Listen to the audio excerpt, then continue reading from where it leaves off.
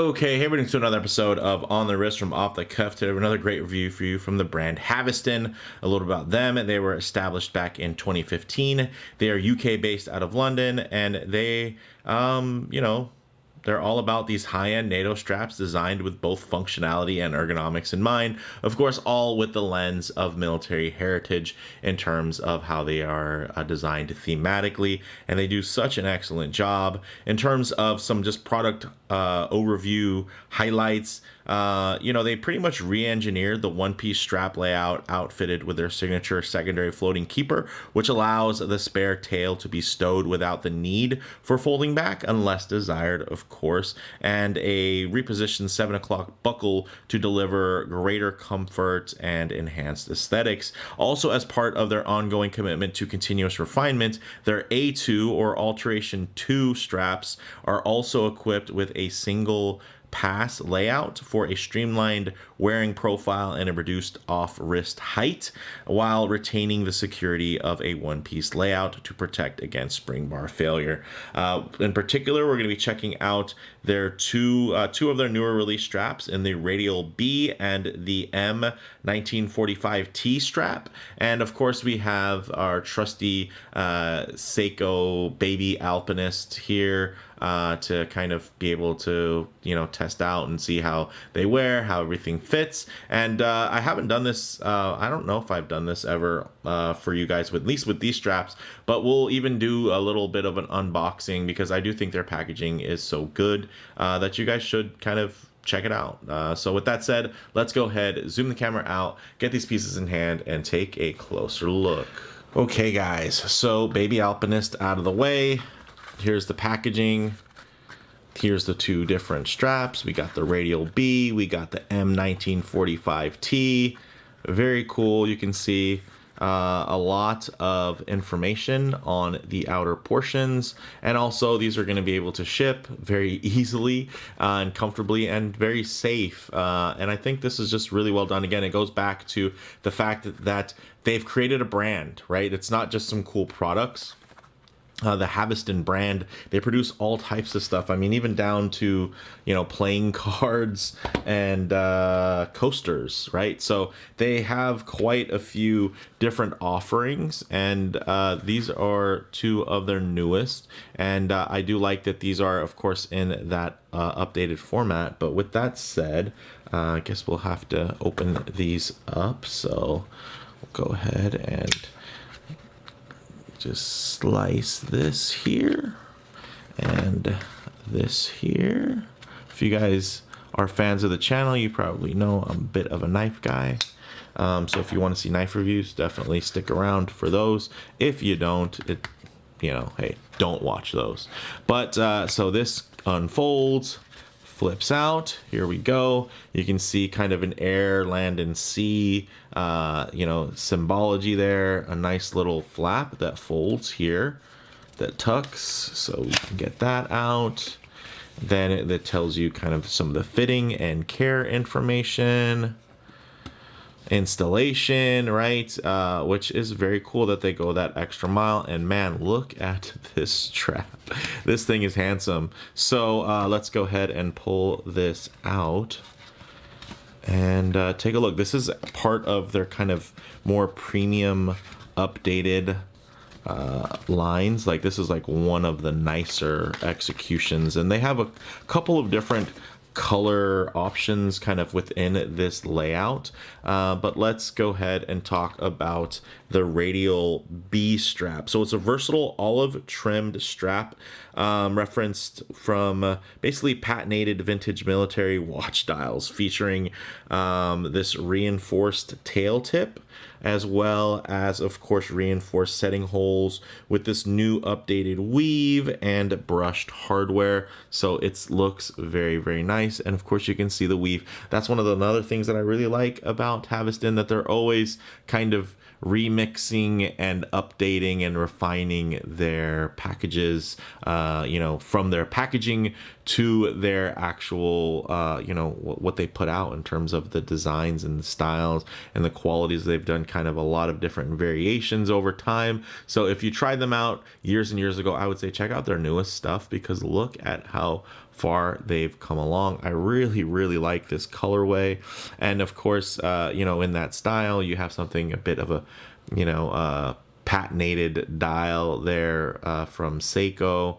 That is going to look stellar. But let's also check out this. Oh, wait, actually, this was the M. Sorry about that. This was the 1945T strap, not the Radial. So this was the olive drab based. So no wonder what I was reading in my notes didn't necessarily make sense in terms of the colorway. So we'll reopen. Boom, check it out. Now this is the one that has that olive lining. Similar layout, guys, again, in terms of the enhanced setup. So this one has the olive trim. So there you go. So now you know this stuff is really off the cuff, because I can absolutely make a little fumble and check that out. So, ooh, this actually might even be a better match. Holy smokes, look at that. That looks good. Ooh, yes, that's killer. So these actually are very like Alpinist ready. I feel like this would look great on the SARB 017 with that green, and then of course that outer portion. But hey, with that said, we didn't read the right description on that, so let's get the correct one. So basically, this is a versatile olive drab based khaki trim design. So of course this is the khaki brown, and it's referenced from U.S. military equipment in transitional shades issued during the late 1940s, featuring of course that reinforced tip as well as the reinforced holes there. It looks great, guys. This thing is sweet. Of course, you got the sliding keeper, and the nice thing is, because these aren't ultra long, typically for me anyway, the sliding keeper, I can just use it to kind of keep the tail in like that. I don't even have to fold it back. But if I really wanted to, I could just scoot this down and then fold that back. So very cool, and I just love, especially for me with a larger wrist, it just kind of works out, which is nice. So that is the description for that one. No, it's for this one.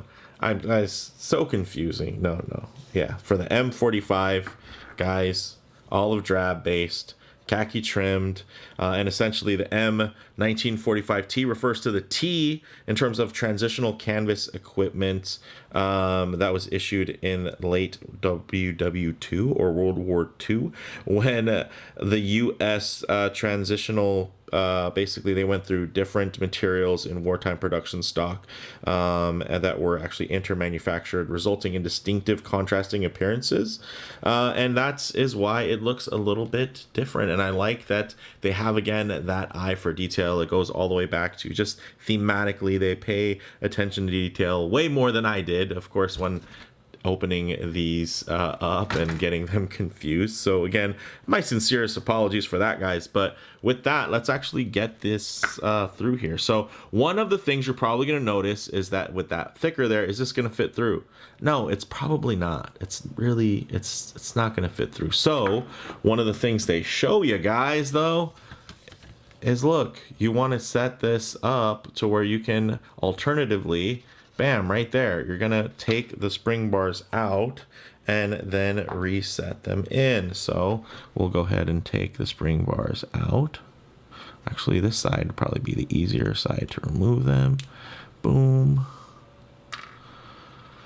And of course, it's super hot in Oceanside as I film this. Southern California, it is just a warm summer. But essentially, you're gonna go here. You're going to go there. Then you're going to take this, set that through. And some of you are thinking, oh, drats. And again, that's just for this particular watch because it doesn't have the widest open lug space. And you really don't want to watch with like super wide open lugs unless you're planning on always running it on a pass-through strap. Otherwise, there's just going to be a huge gap. So don't be surprised if a lot of your watches actually end up playing up the closeness of the lug. Let me just give it a quick wipe here because it is warm, and of course now it's all muggy all over that crystal and the high polished bezel there. So wow, check that out. This goes together really well. You got the black, of course, classic, goes well with this nice kind of gradient grainy dial, and then that hint of green there. Ooh, that is a very nice setup, very militant, definitely, you know, within their wheelhouse and their specialty. And like they mentioned, single pass, so now it's less material between your wrist and the back of the watch, but you're still getting that single pass layout. So if one of the spring bars does fail, the other one still has the watch on you, and the strap itself is a closed loop system, versus if it was a two-piece strap, then a spring bar breaks, it can fall off, right? So that is one of the great kind of security features there. But let's actually get it on the wrist and check it out, guys, and we'll even show you how useful the sizing that they did here is. So I like to kind of butt up the lugs here in terms of just sliding it all the way up to where that stitch is, and people can do things differently. It's up to you, but you do have that fixed keeper down here by the buckle because you're always going to want to keep some of that, of course, that extra there. But when you see this, check that out. Boom. That just holds that. That's just awesome. That fits great. So essentially, as you come through, right, you're going to get this going, and then that just holds it. And I have a larger wrist, but if you have a smaller wrist, let's say, right, let's say you're down here, right, the smallest the wrist can be. Now what you have, because of that sliding keeper, is you have some options. So you could either drag that out, and that's, you can see, guys, check that out. That's where that that's basically where the lug would be for the watch, the lug end. So that would still come up, but you could still hold it down. Or because it's adjustable now, you can take that, fold it back now that you've kind of measured where it'll take to, and bam, right? Just scoot it down a little bit more.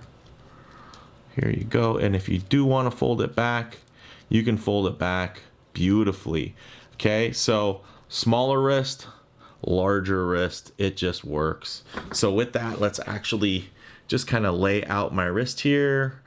You can see where it's really nice. Of course, if I get it too close to the camera lens, there's going to be a bit of perspective distortion. It's going to make the watch seem much larger on the wrist, and last like a baby Alpinist.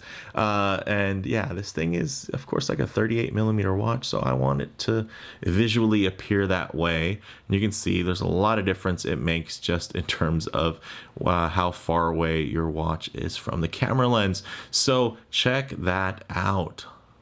Lays beautifully, and although this is a thicker material, guys, as you can see, it actually, since it's single pass, it doesn't add a lot of height. Check that out. It's just nicely tucked in there. It's not making it feel like it's lifted off the wrist. And again, that's one of the beauties of their setup. I just feel so bad for earlier confusing the names. So yeah, I still feel bad about that, but you know what? Let's just keep things live, keep things, we'll keep shooting from the hip, as they say, and just keep it going. But I think this looks absolutely fantastic. Again, I would expect this to look great because I love their design aesthetic.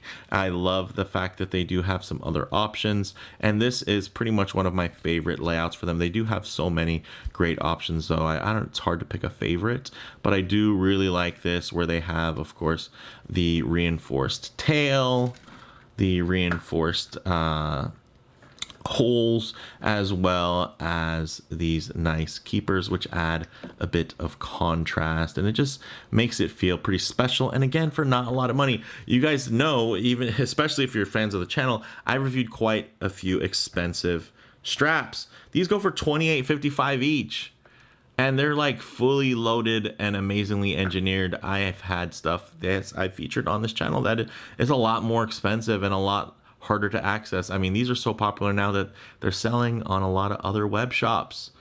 Not knockoffs. People want to become authorized dealers of Haveston because they have a really great quality product, guys. So with that said, let me know what you guys think in the comments below. If you like the video, please do it like, and if you haven't already, please subscribe for more content just like this. We'll do a slow little zoom back in there. Yeah, that's right. We'll end it on that note. All right, thanks, guys.